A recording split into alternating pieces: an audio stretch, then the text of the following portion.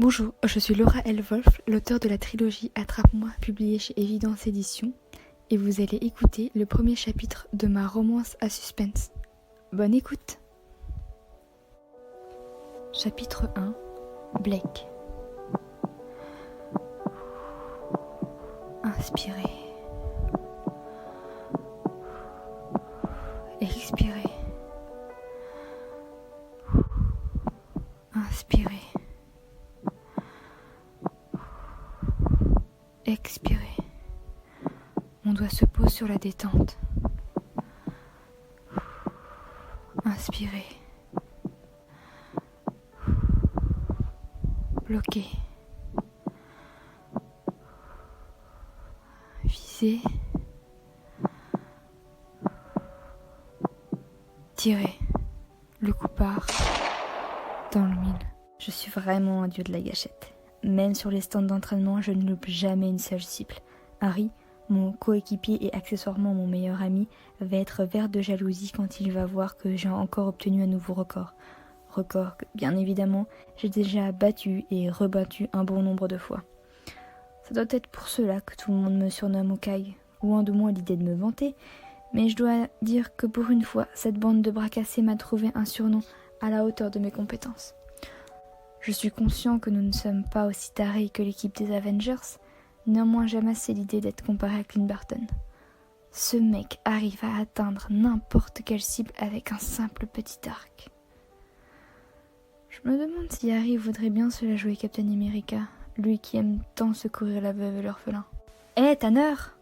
lance brusquement une voix familière. « Ramène tes fesses en bas, le boss veut nous parler. » Tiens, quand on parle du loup...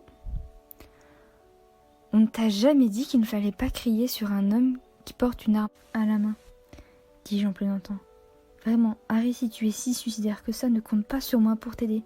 Je ne voudrais pas que ton sang salisse mes mains. Ouais, bien sûr, ricane-t-il. C'est bien connu que le grand Blake Tanner perd tous ses moyens quand on lui crie dessus.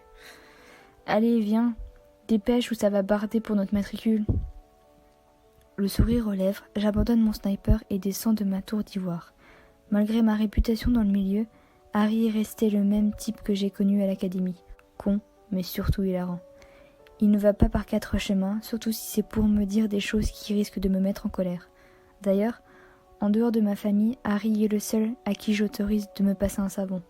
Du moins quand il juge que je le mérite, bien évidemment. Un vrai pote, quoi. Lui et moi, on se connaît depuis presque 10 ans, et pas une seule fois il ne m'a déçu. Nous sommes un peu comme ces deux potes dans le film Bad Boys. Il est mon Marcus Burnett et je suis son McLowe. On roule ensemble, on meurt ensemble. À notre arrivée dans le bureau du patron, nous ne sommes malheureusement pas les seuls. Arthur Lockwood et son acolyte Pete Donovan sont assis bien sagement de l'autre côté de la table. Si le patron a demandé à Laurel et Hardy d'assister au briefing, c'est qu'il doit s'agir d'un gros coup, tellement énorme qu'il peut vous faire à lui seul toute une réputation dans le milieu. J'en ai déjà l'eau à la bouche. Agent 47 et agent 48, veuillez prendre place, je vous prie. On va enfin pouvoir commencer la réunion.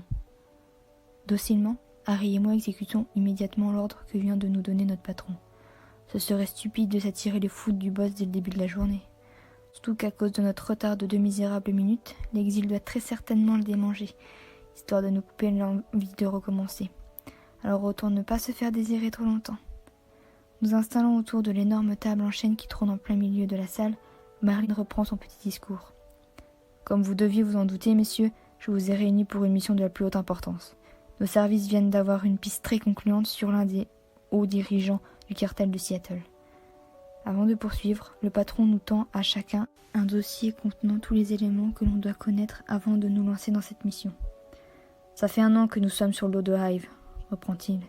Avant aujourd'hui, nous n'avions rien de concret.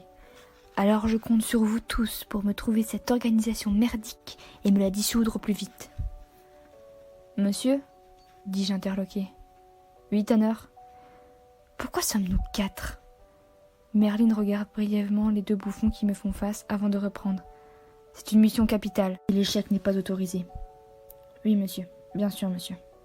Dis-je sans chercher à en savoir davantage. Si tout est clair pour tout le monde, vous connaissez déjà la sortie.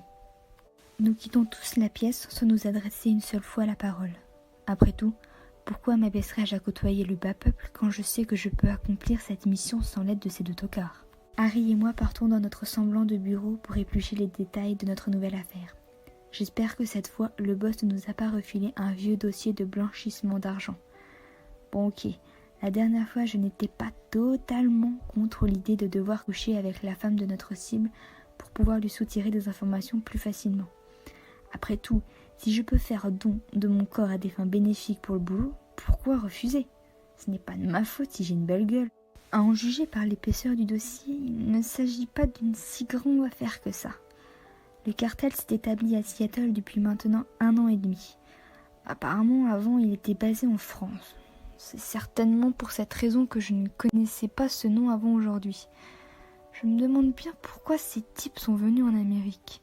C'est assez étrange. D'habitude, ce genre de personnes préfèrent rester dans l'ombre, loin de nos radars. Alors pourquoi entrer dans la lumière maintenant? Quel est l'intérêt? Partant pour aller visiter nos bureaux de Seattle, Tanner? Déclare soudainement Harry. Relevant la tête, j'essaie toujours de comprendre le raisonnement de cet homme. Il faut vraiment que je rencontre ce type, m'exclamai-je sans m'en rendre compte. De qui tu parles, mec? Comment c'est déjà? Ah oui, voilà. Aiden Carter. Il faut vraiment que ce type m'explique son raisonnement. Pourquoi un mec à la tête d'un cartel s'amuse à jouer sur notre nez? Ce n'est pas... Pourquoi tu ris, Abbott? Lançai-je sans finir ma phrase. Je savais que tu allais mordre l'hameçon de Merlin. Quand tu ne comprends pas les choses, il faut à tout prix que tu fonces dans le tas. Pourquoi est-ce que je n'ai pas parié, bordel? Tu veux bien la fermer? Ripostai-je. N'y compte pas, mon pote. Levant les yeux au plafond, j'attrape ma veste et je me dirige vers la sortie.